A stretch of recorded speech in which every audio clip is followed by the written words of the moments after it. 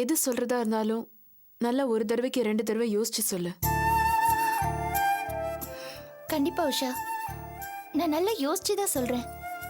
இல்ல நான் என்ன சொல்றேன்னா, ஆரம்பத்துல பாஸ்கரும் தான் உன் மேல அன்பை பொழிஞ்சு தள்ளினார் அபி. ஆனா நாளாக நாளாக அவரோட வேஷம் கலைஞ்சி அவரோட சுயரூபம் தெரிஞ்சிருச்சு. நிஜமான வில்லனாவே மாறிட்டாரு. நீ பட்ட கஷ்டம் எல்லாத்தையும் நான் பக்கத்துல இருந்து பாத்திருக்கேன் அபி. அதுல இருந்து எனக்கு கல்யாணத்து மேல சுத்தமா நம்பிக்கையே போயிடுச்சு. இது பாரு உஷா, நீ பாஸ்கர உதாரணமா நினைக்காத ப்ளீஸ்.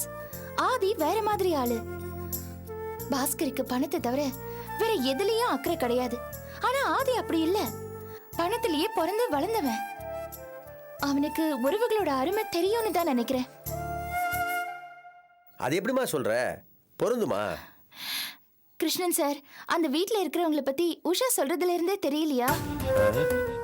அவங்க வேற மாதிரி ஆளுங்க. பாஸ்கர் வீடு மாதிரி இருக்கிறதுக்கு வாய்ப்பு இல்ல. அபி, நீ ஏன் ஆதி பக்கம் இப்படி பறிஞ்சு பேசுற? உனக்கு ஆதி மேல கோவம் இல்லையா? உஷா, பிசினஸ்ல ஆதி நம்ம கிட்ட நடந்துக்கிட்டதை வச்சு நாம இந்த விஷயத்த அந்த பேஸ்ல டிசைட் பண்ண கூடாது. அவன் நமக்கு எவ்வளவோ பிரச்சனைகளை கொடுத்திருக்கான். ஆனா அந்த வியூல நம்ம இத பார்க்க கூடாது. இது டோட்டலா வேற விஷயம். அபி சொல்றது கரெக்ட் உஷா. வாழ்க்கைங்கிறது வேற, பிசினஸ்ங்கிறது வேற. இப்போ பிசினஸ்ல கடுமையா இருக்கிற ஒரு ஆளு தான் மனைவி கிட்டையும் கடுமையா இருப்பான்னு நம்ம சொல்ல முடியாது. இப்போ ஆதி குடும்பம் அவர்கிட்ட அட்டாச்மெண்டா இருக்குன்னா ஆதி அவங்ககிட்ட அட்டாச்மெண்டா இருப்பான்னு தானே அர்த்தம். தோல்ஸ், என்ன நீங்களும் அபி மாதிரி ஆதிக்கு சப்போர்ட் பண்ணி பேசுறீங்க? அப்படி இல்லை உஷா. உங்களுக்கு ஒரு விஷயம் ஞாபகம் இருக்கா? உங்களை தேடி அமெரிக்கன் மாப்பிள்ள முரளின்னு ஒருத்தர் வந்தார. நீங்க கூட என்கிட்ட வந்து யோசனை கேட்டீங்க, அவரை கல்யாணம் பண்ணிக்கலாமான்னு. நான் ஒத்து வரான்னு சொன்னேன், அதை நீங்க உடனே ஒத்துக்கிட்டீங்க. எனக்கு கூட ஆச்சரியம், என்னடா உஷா நம்ம யோசனை எல்லாம் கேட்கறாங்களேன்னு. ஆனா உண்மை என்ன தெரியுமா? அப்ப அந்த முரளி மேல உங்க மனசுல எந்த விருப்பமும் இல்லை. ஆனா இப்ப அப்படி இல்லை. ஆதி மேல அடி மனசுல உங்களுக்கு விருப்பம் இருக்கு. அப்படிதான் எனக்கு தோணுது.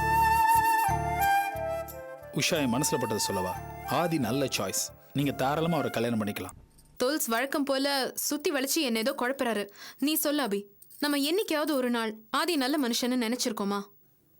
மறுபடியும் அதை போட்டு குழப்பிக்காத உஷா. பின்ன வேற என்ன நினைக்க சொல்ற?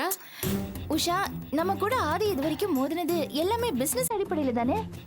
பிசினஸ்ல டஃபா இருக்கிற ஆளு குடும்பத்துல சாஃப்டா இருக்க கூடாது அப்படின்னு ஒண்ணு சட்டம் இல்லையே. நீ அவனை தாராளமா கல்யாணம் பண்ணிக்கலாம் உஷா. அபி, நீ என்ன எந்த காரணத்து கொண்டும் விட்டு கொடுத்துட மாட்டேல்ல ஆதிக்கு? இது பாரு, நான் உன்னை யார்கிட்டயும் எப்பவும் விட்டு கொடுக்க மாட்டேன். இல்ல, எனக்கு இது பத்தாது. நீ எனக்கு ஒரு ப்ராமிஸ் பண்ணணும். உனக்கும் ஆதிக்கும் நடுவில் என்ன சண்டை வந்தாலும் சரி, அது பிஸ்னஸாவோ பர்சனலாவோ வேற எந்த விஷயமா இருந்தாலும் சரி, நீ என்னை விட்டு கொடுக்க கூடாது அபி. ஐ ஜஸ்ட் கான்ட் பேர் இட். நீ எனக்கு இது ப்ராமிஸ் பண்ணு, அப்பதான் நீ என்ன சொன்னாலும் நான் கேட்பேன்.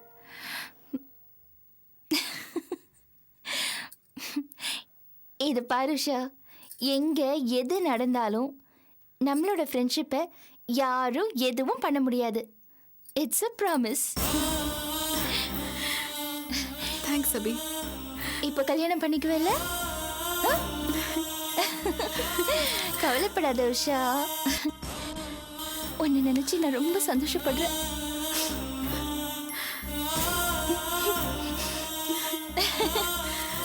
I love you.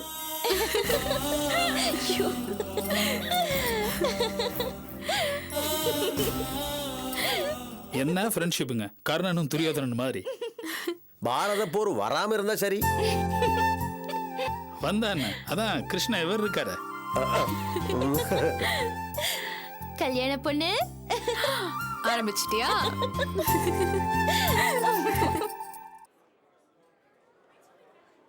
ரஞ்சினி, என்ன திடீர்னு இந்த பெயிண்ட் கம்பெனி மேல நம்ம கம்பெனிக்கு இவ்வளவு இன்ட்ரெஸ்ட்? இந்த கம்பெனி புதுசா ஒரு பெயிண்ட் ப்ராடக்ட்டை அறிமுகப்படுத்துது. இதோட டோட்டல் ஷேர்ல நம்ம கம்பெனி 35% வாங்கியிருக்கு. ஸோ நம்ம கம்பெனியோட சார்பா நாம இந்த ரிலீசிங் ஃபங்க்ஷன் வந்திருக்கோம். ஓ பாஸ்கர், ரஞ்சினி என்ன சொல்றாங்க? இந்த பெயிண்ட் கம்பெனிக்கும் நம்ம கம்பெனிக்கும் என்ன சம்பந்தம்னு சொல்றாங்க. போதுமா? Okay.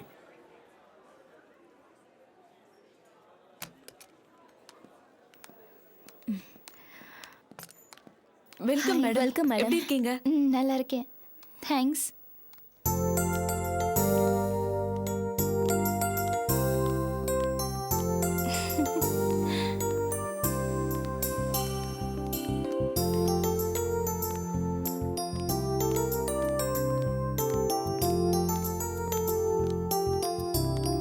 Welcome hello madam. Sir.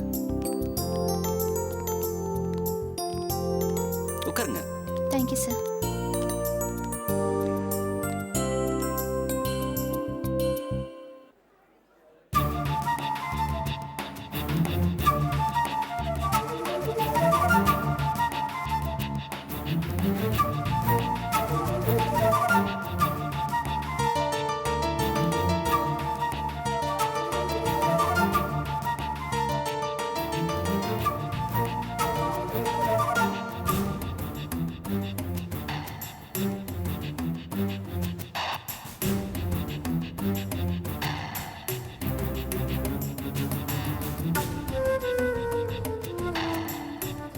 Ladies and gentlemen, இன்று நமது கம்பெனியின் வளர்ச்சி பாதையில் மற்றும் ஒரு மைல்கல்லை நாம் கடக்கிறோம். இந்த தருணத்திலே மார்க்கெட்டில் ஒரு புதிய விதையை நாம் ஊன்றுகிறோம். ஆமாம், நமது புதிய தயாரிப்பான எவர்ஷைன் என்கிற ஒரு பெயிண்ட் வகையை சந்தையிலே அறிமுகப்படுத்துகிறோம்.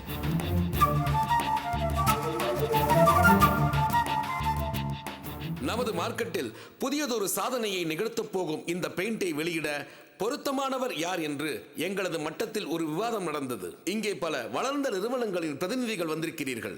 இருந்தாலும் நாங்கள் என்ன கருதினோம் என்றால், இப்போதுதான் சந்தையில் கால் பதிக்கின்ற இந்த பெயிண்டினை கட்டிடத்துறையில் தற்போதுதான் கால் பதித்த ஒரு புதிய நிறுவனத்தின் இளம் அதிபர் இதனை வெளியிடுவது மிக பொருத்தமாக இருக்கும் என்று கருதுகிறோம்.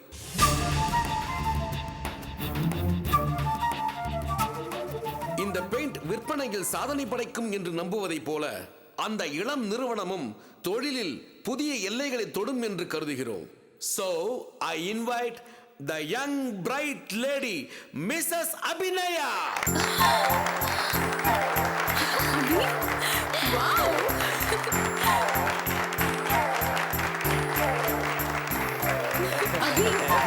Congrats, Abhi.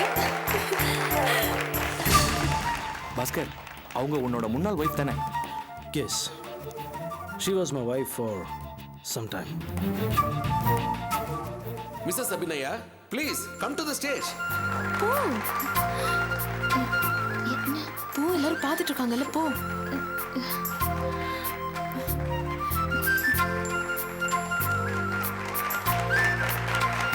வாங்க. வணக்கம். Come this side. நீங்கள் எல்லோரும் ஆச்சரியப்படலாம், புதுமுகமான அபியை ஏன் நாங்கள் இந்த பெயிண்டை வெளியிட தேர்ந்தெடுத்தோம் என்று. பொதுவாக கட்டிட தொழில் துறையில் பெண்களின் பங்கு ரொம்ப குறைவு. ஐ மீன் இந்த அட்மினிஸ்ட்ரேஷன் லெவல். என்ன காரணம்னா, இது ரொம்ப டஃப்பான ஃபீல்டு. அப்படிப்பட்ட ஃபீல்டில் எந்த விதமான பொருளாதார பின்பலமும் இல்லாம அனுபவத்தையும் அறிவையும் மட்டுமே நம்பி இறங்கியிருக்கிற மிஸ்ஸஸ் அபியை பத்தி நாங்க கேள்விப்பட்டோம். அதனால தான் இந்த ப்ராடக்டை வெளியிட அபியை தேர்ந்தெடுத்தோம். எஸ்.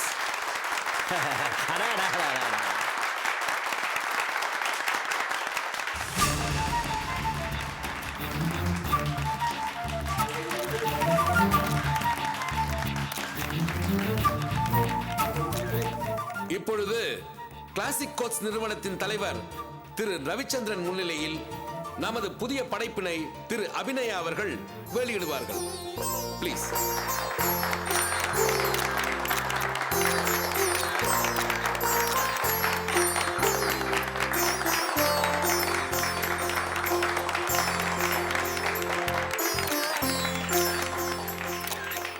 இப்பொழுது அபிநயா அவர்கள் ஒரு சில வார்த்தைகள் உங்கள் முன் பேசுவார்கள்.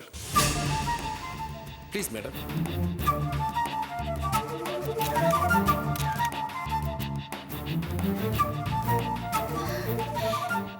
எல்லாருக்கும் வணக்கம். It's really a surprise and a great honour for me to be here. இவ்வளோ பெரிய கம்பெனி அவங்களோட ஒரு முக்கியமான ப்ராடக்டை அறிமுகப்படுத்துகிற வாய்ப்பை எனக்கு கொடுத்தது எனக்கு பெரிய கௌரவம். இதை யாராவது ஒரு விஐபி அறிமுகப்படுத்தியிருக்கணும். ஆனால் என்ன அறிமுகப்படுத்த சொல்லியிருக்காங்க. இது எனக்கு ஒரு மிகப்பெரிய அங்கீகாரம். இவங்களுக்கு நான் என் நன்றியை தெரிவிச்சுக்கிறேன். நான் என்னுடைய உழைப்பை நம்புகிறேன். நிச்சயம் ஒரு நாள் இந்த வெளியீட்டுக்கு தகுதியான விஐபியாக நான் வருவேன்னு நான் நம்புகிறேன்.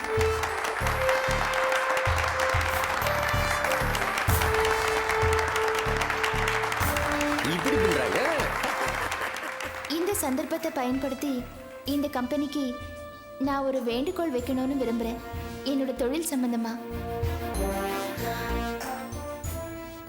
நம்ம நாடு வெப்பமான நாடு. வருஷம் பூரா வெயில் அதிகம்.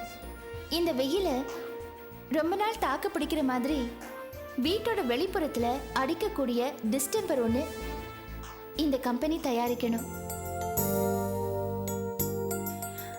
இப்ப மார்க்கெட்ல இருக்கிற சில டிஸ்டெம்பர்களை விட அதுக்கு கொஞ்சம் விலை குறைச்சலாவே இருக்கணும். ஏன்னா இது வெப்ப நாடு மட்டும் இல்ல, வளரும் நாடு கூட.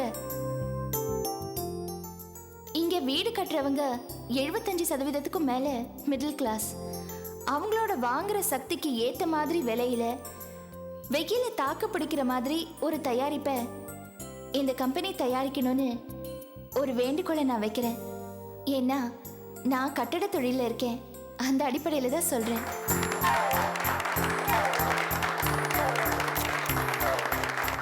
பின்னிட்டாங்க போ.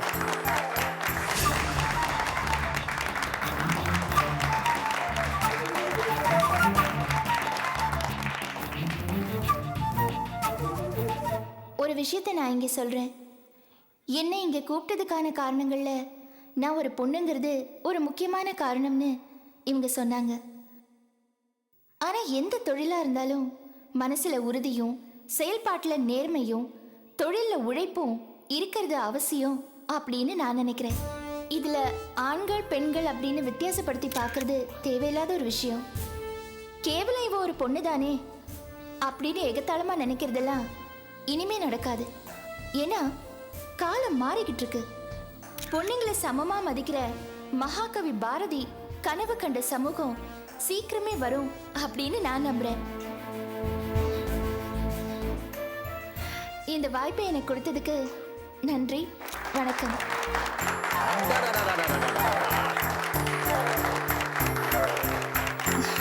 வணக்கம்.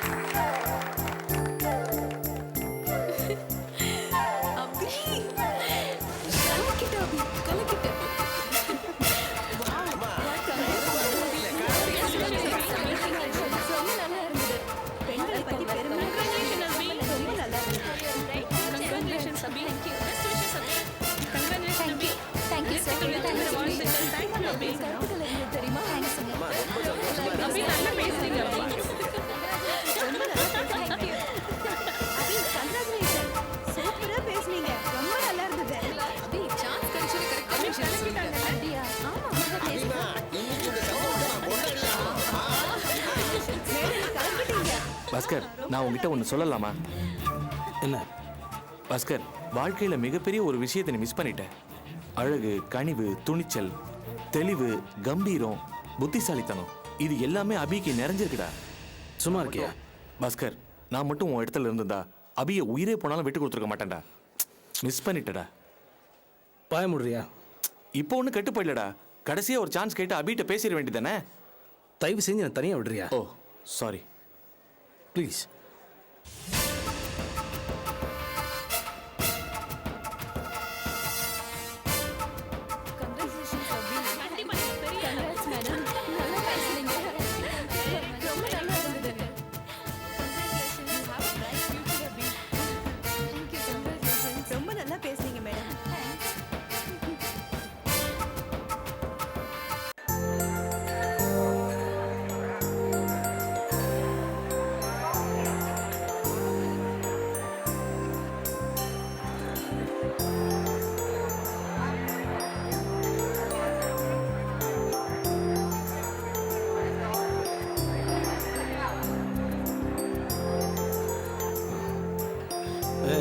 Hey, cheers. Cheers.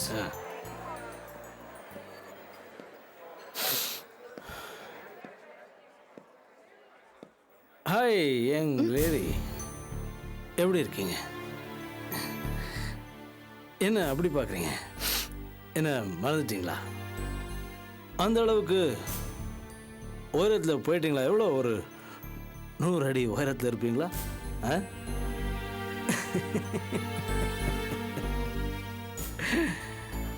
ஒரு மேடையில் மைக்கில் 2 வார்த்தை பேசி 4 பேர் கை தட்டினா நீ என்ன பெரிய ஆளாடி? இது பாருங்க, உங்களுக்கு எனக்கு எந்த பேச்சு வேண்டாம். ப்ளீஸ் போயிடுங்க. அது எப்படி? நீ ஒரு பெரிய ஆளுன்னு ஒரு தப்பான நினைப்புல இருக்காத நான் போக்க வேண்டாம். எனக்கு இந்த சமுதாயத்தை பத்தி தெரியும், ஆம்பளைங்களை பத்தி தெரியும். ஏன்னா நானும் ஒரு ஆம்பளடி. உன்னை மேடையில் ஏத்துனவன், பாராட்டினவன், கை தட்டினவன், போட்டோகிராஃப் எடுத்தவன், ஸ்டேஜ்லேருந்து வந்ததும் பின்னிட்டிங்க மேடம்னு சொன்னவன் அத்தனை பேரும் ஆம்பளடி. எவனுக்கும் திறமை மேல அக்கறையில் உன்னோட அழகு, உன்னோட உடம்பு தாண்டி தேவை. ஏதாவது ஒன்று பண்ணி உன்னை கரெக்ட் பண்ணுங்கிற அப்ரோச்லயே இருந்துட்டு இருக்காங்க. எங்கேயாவது விழமாட்டேன்னு ஒரு 100 பேர் நாக்க தொங்க போட்டு பார்த்துட்டு இருக்காங்க. Bloody black arts. சாக்கடையில வாழற ஆளுக்கு சாக்கடை நாத்த மட்டும்தான் மூக்குக்கு தெரியும். உங்க புத்தி எல்லா ஆம்பளைங்களுக்கும் இருக்கும்னு நான் நம்புறேன். அதுவும் முட்டாள்தானே.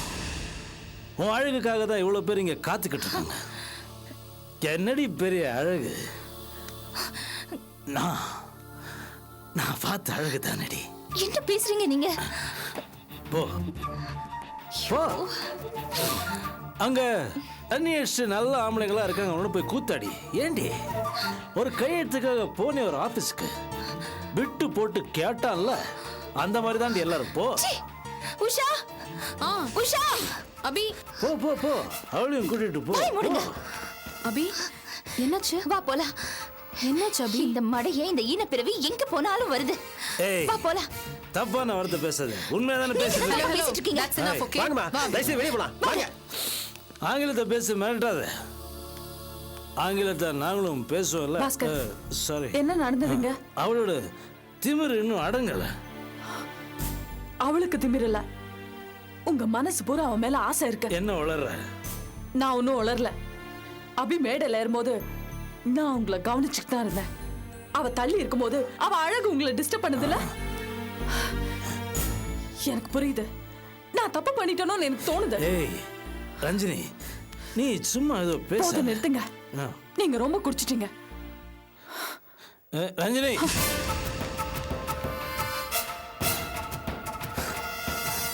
women are a bundle of contradictions. எந்த நேரம் என்ன பேசி எப்போ கவுப்பாங்கன்னே தெரியல. நாமளடி ஆஃப்டர் ஆல் பொம்பளைங்க.